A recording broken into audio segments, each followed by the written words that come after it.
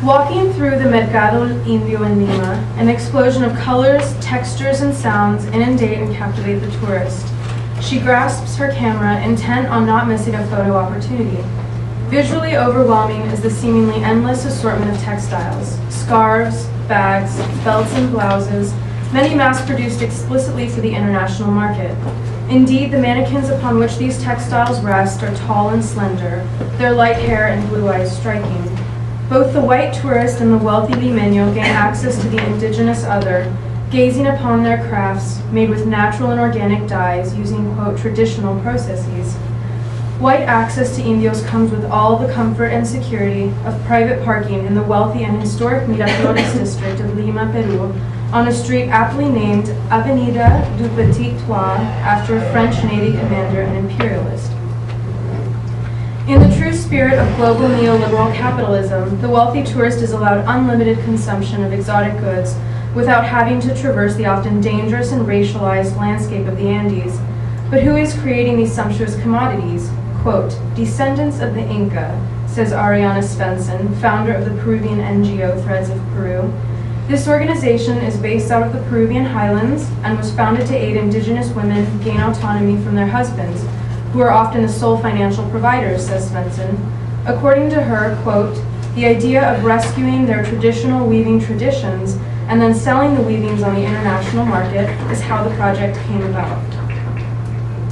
NGOs and governmental agencies, as well as Andean archaeologists, ethnographers, and ethnohistorians, have long characterized textile production as the defining symbol of ancient and modern indigenous femininity.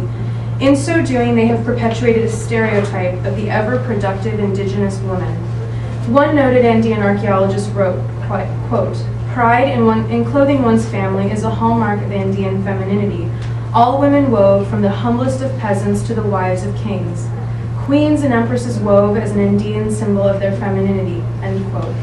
The supposed essential femininity associated with textile production goes unquestioned in much of the literature. But really, how salient is this relationship? In assuming a continuity of gender division of labor, are we not also assuming a continuity in political economy over millennia? To answer these questions, I will take a feminist anthropological approach and utilize archaeological case studies to interrogate the supposed timelessness of textile production and its association with women.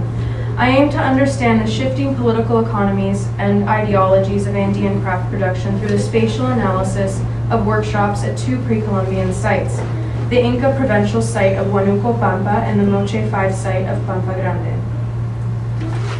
Recognizing that space, like material objects, is a medium through which social relationships are expressed, I measure three aspects of workshop spatial organization: depth, symmetry, and distribution, defined here on this slide. I represent these relationships using what is called a justified gamma diagram, also shown here at the right.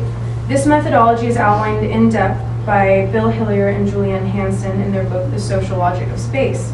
In utilizing anthropological, archaeological, and architectural theory, we come to a more complete understanding of craft production across space and time.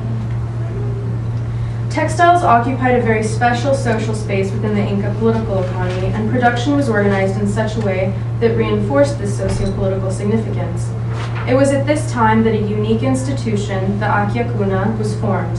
The chronicler Guaman Poma de Ayala wrote of the Akia Cuna, a group of chosen women from throughout the conquered region who were sequestered at state facilities called Akiawasis to produce textiles and maize beer and to serve as sacrificial victims or wives to elites.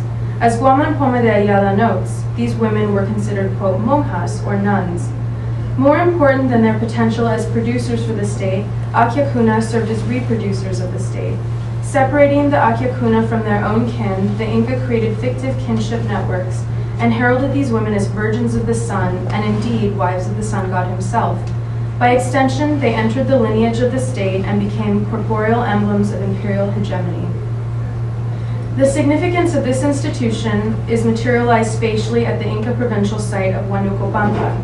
Located in the north-central highlands of Peru, it is situated along the Inca road connecting Quito and Cusco. Housing a very small permanent population, this site contained over 4,000 structures that accommodated a transient population. The Akiawasi overlooks the main plaza at the site. Significantly, textile is the only craft that was produced here based on the available archaeological data. There are no entrance points from the plaza into the Akiawasi, no way at all to enter into the plaza. It is at once on display, yet impenetrable. The women producing within this compound would have also lived in the barrack-like quarters, and their movement was highly restricted. Several scholars and ethnohistorians have noted that, while there were also male producers of textiles, called Kompica Mayok, these men were not extracted from their communities and were able to maintain contact with kin. Male weavers were occupational specialists, while the Akiakuna were performed to the plaza of access point. Additionally, there is only one entrance with the rituals that went in and out of that space. I've created a justified access here. We see that one first must pass through 2 rooms before entering the production spaces themselves. These may have been locations where overseers or guards were stationed. The 37 compartments located within the Akiawasi are all the same size, implying an almost factory-like environment. Contact between the women living and working there was highly restricted. This justified access diagram can be described as asymmetric and non-distributed, meaning that movement between the rooms was limited as external locations. We see a very different situation at the Moche textile workshop at Pampa Grande in the Lambayeque Valley. Dating to roughly 600 AD, this site is located along the north coast of Peru, and it's separated into 2 sectors. The northern pediment, in which the administrative and ceremonial activities took place, and the southern pediment, where the majority of the inhabitants of the site lived. The 2 sectors are bifurcated by a large gully, or quebrada, which is a natural topographical barrier dividing the higher northern portion from the southern sector. Excavators at Pampa Grande have identified ceramic, metallurgical, textile, and maize beer workshops within the northern pediment. This discussion will include an analysis of the metal and textile workshops at Pampa Grande because metallurgy and textile production have been discussed as highly gendered activities in the literature, and both are considered, quote, timeless Andean traditions. Men are associated with metallurgical production in the literature, while women with textile work. And in fact, there is sufficient evidence to engender Moche textile production, given the extensive burial analyses at various Moche sites in which women are categorically buried with wooden spindles or spindle whorls. Men are thought to be metal producers based on one ceramic piece depicting male smelters.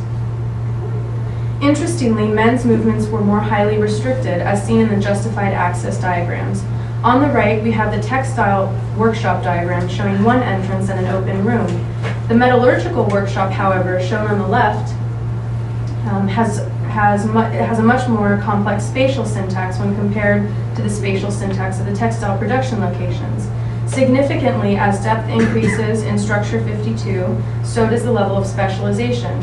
Smelting occurs at a depth of 3 and in fairly open space. Hammering and shaping, however, occur at a depth of 5. It is also significant that 3 corridors converge at the textile workshop, whereas the metallurgical workshop is only accessible through one entrance. This justified diagram can be considered asymmetric and non-distributed. In many ways, and I think this is the important point, the metal workshop resembles the Inca Akiawasi more than the textile production workshop does. So if we accept gender attribution, it appears that the activities of Moche men were under greater control of the state than those of women. The metal workers at Pampa Grande had restrictions placed upon them during their daily productive activities. Their movement resembles the Inca textile workshop more closely than the Moche textile workshop did. Moche female weavers were fairly free to walk around the workshop daily, whereas men's movements were limited.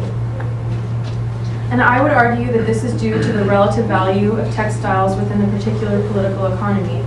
Instead of assuming a continuity of meaning and political economy, I established that textiles were not as critical to elite rule in Moche times as they were in the Incan period. Instead, metals were the main visual means through which elites transmitted power. Cloth in the Inca Empire, however, served as an embodiment of wealth and political positioning. It became synonymous with identity, and social positioning became embodied practice. In this sense, bodies were read, with textiles serving as the text with which these bodies were inscribed. Textiles provided a form of nonverbal communication. Today, we don't get a sense of who the producers are. They are invariably indigenous, and if the textile is, quote, authentic enough, the producers are marketed as female. Despite the fact that some textiles are produced in domestic and collective contexts today, the fact remains that Peru participates in the global market and exploitation of indigenous labor is profuse. Most textiles are in fact produced in sweatshops. Within this capitalist mode of production, the producer is alienated from her or his product vis-a-vis the market. Especially since the enactment of the Andean Trade Preference Act in 1991, exports have become another generator of national revenue. This forced reliance on the global market means that individuals' labor is appropriated by wealthy factory owners. Through production in mass quantities and subsequent alienation of laborers from their products, the commodity becomes fetishized. There is nothing, quote, traditional about textile production in this context. Textiles, in fact, show remarkable historical change from Moche times to present. As I have demonstrated in this paper, archaeologists are well positioned to expose invented tradition. As ambassadors to the past, archaeologists are active participants in the uncovering, interpretation, and writing of history. We have an ethical obligation to recognize that archaeology is a social process, one which is neither objective nor neutral. Archaeologists working in the Andean region have not practiced what Michael Kearney calls a comprehensive reflexivity. By accepting our own positionality within the construction of historical narratives, as anthropological archaeologists, we are in a position to question privileged ontologies and to historicize human experiences. We must now begin to practice a decidedly social archaeology. As my advisor Elizabeth Brunfield has noted, archaeologists have the incredible ability to provide a more democratic view of history, one in which variation in practice, politics, and identity is revealed. Not only does this provide a nuanced appreciation of human action, past and present, it also means that we will practice a more ethical archaeology, one that can be active in generating new hypotheses, and one that will continue a tradition of scholarly and political integrity. Thank you.